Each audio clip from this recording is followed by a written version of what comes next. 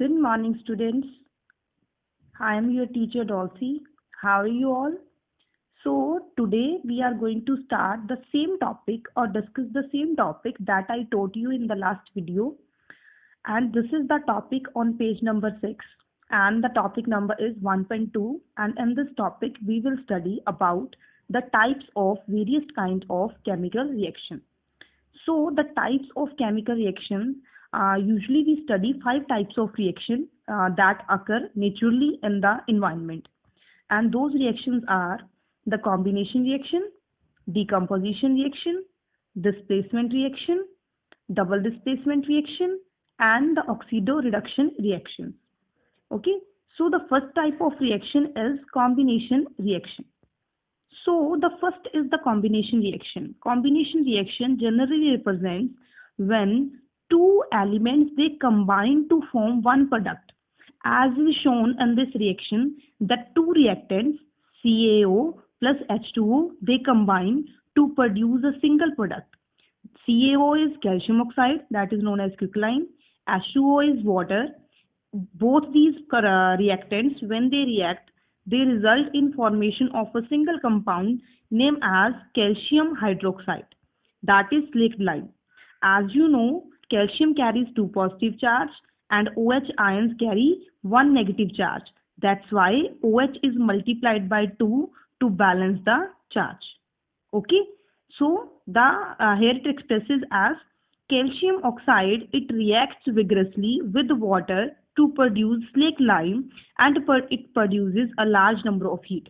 Here the experiment that is expressed here, it represents that whenever you add calcium oxide in water, then with the formation of slaked lime, the temperature of the beaker become high. This is also an example of change in temperature. In last lecture I told you about the characteristic of the reaction, मतलब आपको कैसे पता चलता है कि कोई chemical reaction हो गई है. तो उसके लिए आप क्या करते थे, कोई ना कोई चेंज देखने को मिलती थी. पहली कौन सी चेंज थी, the change in temperature. Second कौन सी थी, चेंज इन कलर. थर्ड क्या थी, इवोल्यूशन ऑफ गैस. और फोर्थ क्या थी, प्रेसिपिटेशन. यहाँ पे कौन सी चेंज देखने को मिल रही है, टेम्परेचर हो रहा है change. So why change in temperature, हमें ये आइडिया हो जाता है कि यहाँ पे क्या हो रही है, कोई ना कोई chemical reaction. Other examples of combination reaction are the burning of coal. Coal means carbon. When it is burned in the presence of oxygen it result in CO2 formation. मतलब जब कार्बन ऑक्सीजन के साथ react करती है तो वो क्या बना देती है, कार्बन डाइऑक्साइड. ये भी क्या है, एक कॉम्बिनेशन रिएक्शन. ऐसे ही जब हाइड्रोजन के साथ कंबाइन करता है क्या, ऑक्सीजन, तो वो भी क्या बनाता है, आपका वाटर मॉलिक्यूल्स. तो वो भी एक तरह की क्या है, एक कॉम्बिनेशन रिएक्शन. यहाँ पे ये क्या बताना चाहते हैं, दैट चाहे वो रिएक्शन हमने पहली की थी, कौन सी, CaO plus H2O give rise to CaOH twice. चाहे हमने कौन सी रिएक्शन की, carbon plus oxygen give rise to CO2. चाहे हमने कौन सी रिएक्शन की, water plus oxygen give rise to H2O.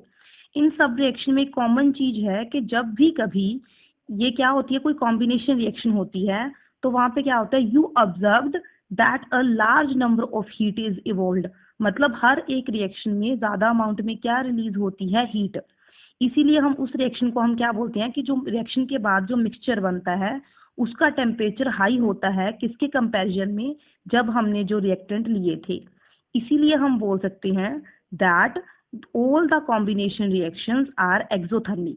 Means जब भी कोई रिएक्शन होती है उसमें जब हीट प्रोड्यूस होती है, जब प्रोडक्ट बनते हैं उनके साथ, तो उस रिएक्शन को क्या बोलते हैं, exothermic reaction. Are exothermic reaction the reactions in which heat is released along with the formation of product. Product बनने के साथ साथ अगर किसी रिएक्शन में हीट रिलीज हो रही है, उस रिएक्शन को आप क्या बोलोगे, एक्सोथर्मिक रिएक्शन.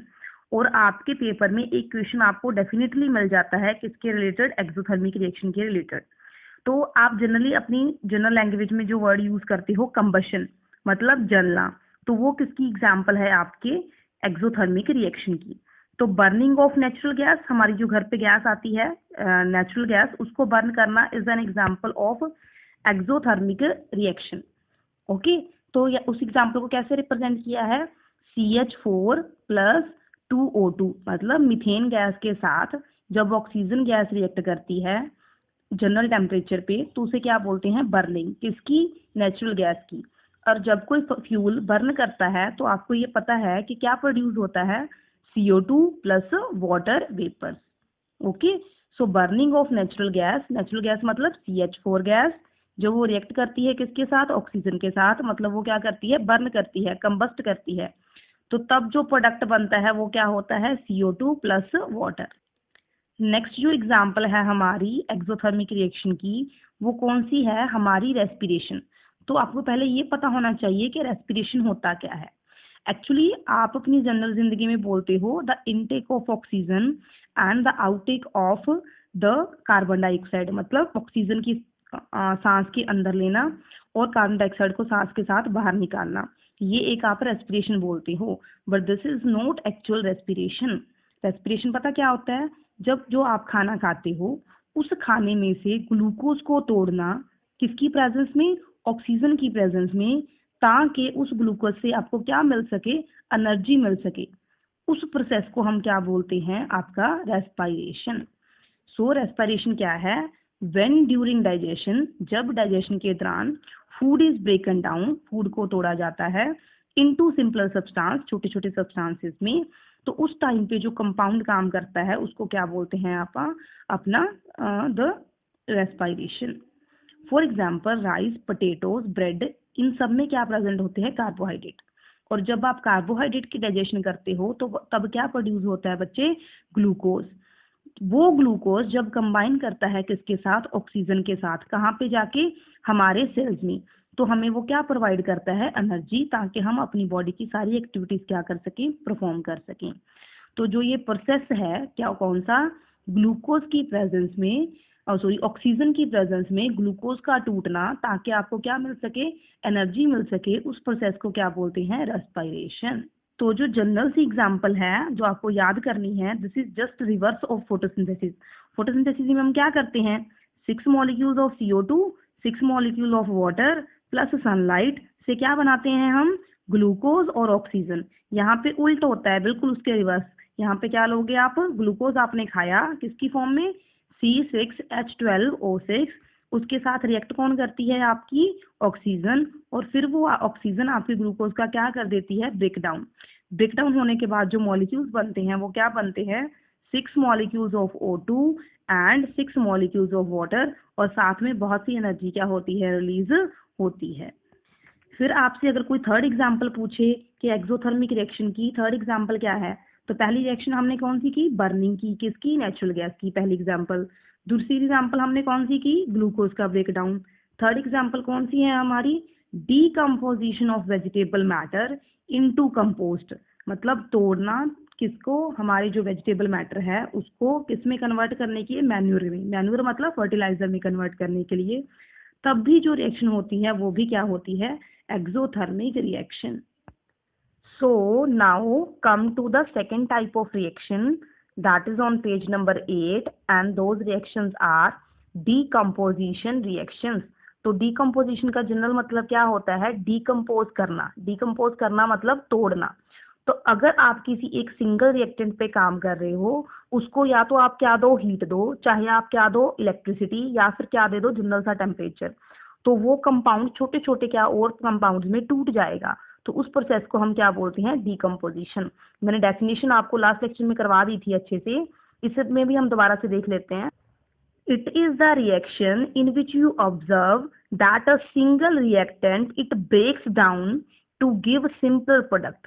मतलब एक रिएक्टेंट को जब आप तोड़ते हो सिंपल सिंपल प्रोडक्ट में, उस रिएक्शन को क्या बोला जाता है, डीकम्पोजिशन रिएक्शन। उसकी अच्छी सी एग्जाम्पल इन्होंने क्या दे रखी है, फेरस सल्फेट का एक मॉलिक्यूल था, जब उसको क्या किया गया, हीट किया गया, तो वो टूट जाता है किसमें, फेरस ऑक्साइड में, प्लस साथ में क्या रिलीज करता है आपके, sulphur dioxide and sulphur trioxide, means gases release करता है। तो सल्फेट के कंपाउंड अलग हो जाते हैं और आयरन के जो ऑक्साइड्स हैं वो अलग हो जाते हैं। ओके, तो इस एक्टिविटी में वही रिएक्शन दिखाई गई है कि क्या किया, जो एक स्टूडेंट है उसने अपने हाथ में क्या ले रखी है, एक टेस्ट ट्यूब, और टेस्ट ट्यूब में क्या डाला हुआ है बेटे, फेरस सल्फेट। उस फेरस सल्फेट को जब उसने क्या किया, हीट किया, तो हीट करने पे उसके पास क्या निकली, कुछ गैसेस निकली, उसके नोज के पास आई।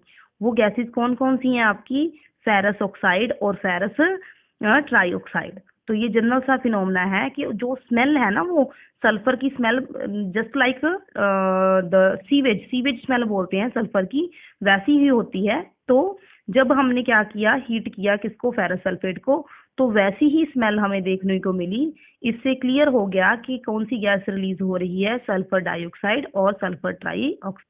Next, come to the most important reaction from the concept or the type of reaction named decomposition reaction. सबसे important reaction है ये। कौन सी reaction है? Decomposition of calcium carbonate to calcium oxide and carbon dioxide on heating। मतलब जब आप calcium carbonate मतलब limestone को जब आप हीट करते हो तो वो क्या प्रोड्यूस करता है, कैल्शियम ऑक्साइड मतलब क्विकलाइम और लाइम, और साथ में वो क्या प्रोड्यूस करता है, CO2। और आपको पता है इसी क्विकलाइम को आप यूज करते हो किसको बनाने के लिए, सीमेंट को बनाने के लिए। तो पेपर में क्वेश्चन आपको क्या आता है, write down the example of thermal decomposition. तो पहले तो आपको ये पता होना चाहिए कि थर्मल डिकम्पोजिशन होती क्या है। तो थर्मल का मतलब, वो थर्म का मतलब होता है हीट। अगर आप किसी रिएक्शन को या किसी कंपाउंड को हीट दो और हीट करने की वजह से वो कंपाउंड टूट जाए छोटे छोटे और कंपाउंड्स में, तो उस टाइप की रिएक्शन को आप क्या बोलते हो, थर्मल डिकम्पोजिशन रिएक्शन। और सबसे best example thermal decomposition reaction की क्या है, calcium carbonate, when it is heated it decomposed into two compounds, calcium oxide and carbon dioxide. और भी एग्जाम्पल हैं डिकम्पोजिशन की, साथ में वो और जो दो टाइप्स बची वो अपन नेक्स्ट लेक्चर में क्या करेंगे, डिस्कस करेंगे। This is all for today, thank you. Please आप इन रिएक्शंस को बैलेंस करने के लिए ट्राई कीजिए, वरना ये चैप्टर नहीं होगा। Thank you.